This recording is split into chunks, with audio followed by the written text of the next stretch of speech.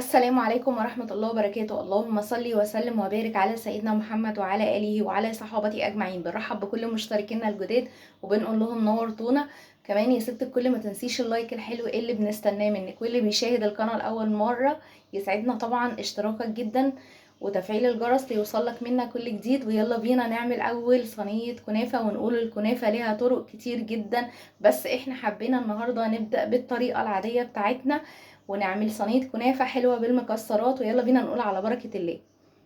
انا هعمل نص كيلو من الكنافه. اول حاجه الكنافه الشربات بتاعها بيكون تقيل ما بيكونش خفيف. ادي كوبايه سكر، ادي حجم الكوبايه، وادي الكوبايه التانية. هننزل عليهم بقد ايه ميه؟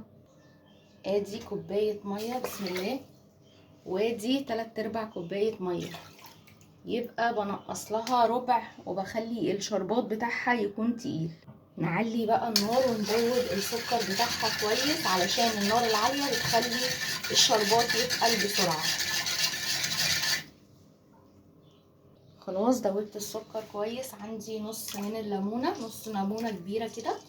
انا ما بحبش اي شربات، ما بحبش انزل بالفانيليا على طول. كل ما كانت الفانيليا في اخر الشربات كل ما كانت ريحة الحاجة قوية معاكي.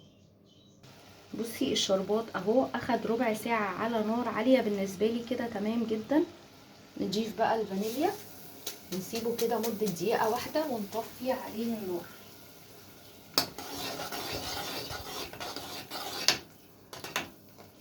انا بالنسبة لي لو هعمل كنافة ومش هصورها بعمل الشربات قبلها بيوم وبيته في التلاجة، بيكون قوامه حلو جدا. هنا طبعا الشربات بتاع الكنافة لازم يكون بارد يا جماعة. الكنافة تكون سخنة والشربات يكون بارد. بسم الله. انا اهو طلعت الكنافه بتاعتي متلجه من الفريزر. لازم تكون عايزه تاخدي شكل صينيه كنافه حلوه، فلازم تكون متلجه من الفريزر. دي كمان يعني ما لحقتش تقعد قوي في الفريزر، لان دلوقتي الصبح بدري جدا وانا حطاها بالليل في السحور، فما لحقتش تقعد قوي يعني وقت طويل قوي جدا. كده هتتكسر معاكي بمنتهى السهوله اهو. وكل ما جمدت في الفريزر كل طبعا ما كانت القطع بتاعتها اصغر من كده. بس انا طبعا قسمت، لقيت البلاستيكه صغيره عليها فقسمتها كده، وابدا برضو اخد الجزء التاني. كل ما جمدت معاكي كل طبعا ما اتكسرت احسن من كده كمان. خلاص بعد ما كسرتها عندي معلقتين من السكر البودر، بيخلي لون الكنافه مش قادره اقولك. وبيخلي انا بحب الكنافه اللي بتبقى فيها كده يعني تبقى طريه وفي نفس الوقت فيها شويه قرمشه حلوين كده تحسسك زي بتاعت بره بالظبط. حطيت معلقتين السكر البودر، يعني بتساعد على لون جميل وتخلي كمان الطعم حلو.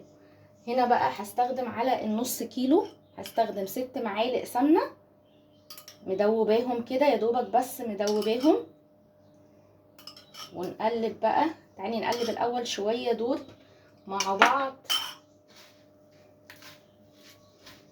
وبعدين يعني ايه علشان نحاول نوصل شويه القفاره اللي من تحت. نضيف بقيه السمنه. دول 6 معالق سمنه من معالق الطعام.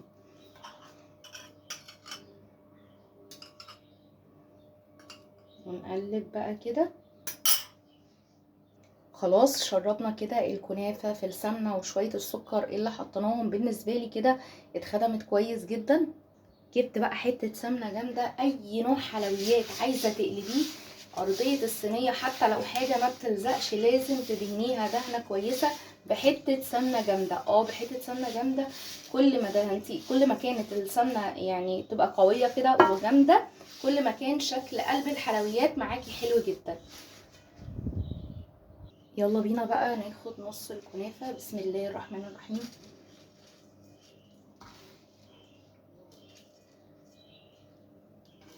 خلاص ده كده نص الكنافه.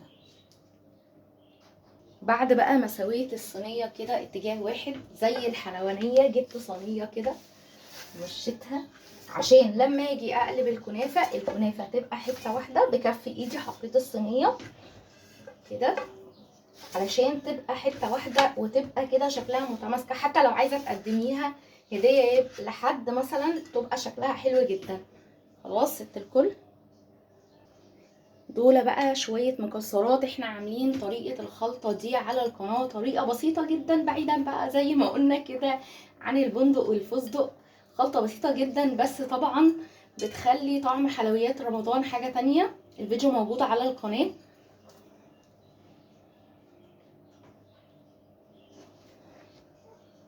حطينا بقى شوية المكسرات، يلا بينا ننزل بالجزء التاني كده من الكنافة.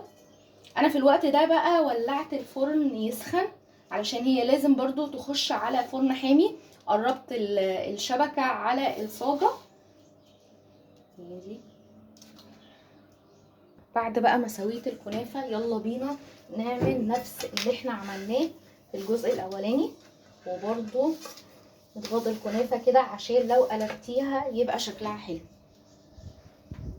خلاص كده بعد ما ضغطناها كويس جدا، بصي بقى ما شاء الله، شايفه الجمال. هاجي مثلا للي ما طلتهمش الصينيه انزلهم كده بصوابعي سريعا كده، لكن الكنافه بتاعتي بصي ما شاء الله عامله ازاي. على بركه الله هدخلها الفرن لمده تلت ساعه. ده بيكون شكلها كده اول ما بتطلع من الفرن.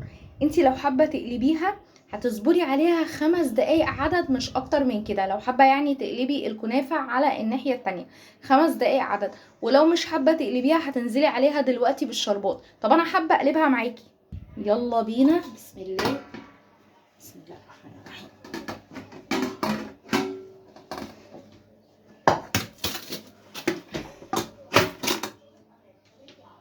بسم الله ما شاء الله. دي كنافه الحلواني يا جماعه. يلا بينا. شايفه قوام الشربات بتاعنا مظبوط جدا. بسم الله. ننزل بقى بيهم كده شويه الشربات الحلوين. اظن الشكل باين عامل ازاي، ما بالك بقى الطعم يا ست الكل. ما تنسيناش بقى في الاشتراك وتفعيل الجرس ليوصلك منا كل جديد، واوعي طبعا تنسي اللايك الحلو اللي بنستناه منك. الكنافه خطيره جدا هنا كده بطعم الزمن الجميل. لسه ما عملناش عندنا وصفات كتير للكنافه زي بالكريمه وزي بالكاستر وزي بالشوكولاته. نتمنى طبعا الاشتراك في القناه وتفعيل الجرس ليوصلك منا كل جديد. الشكل خطير جدا والطعم مظبوط جدا. يلا نستنينا بفيديو جديد ان شاء الله، والسلام عليكم ورحمه الله وبركاته.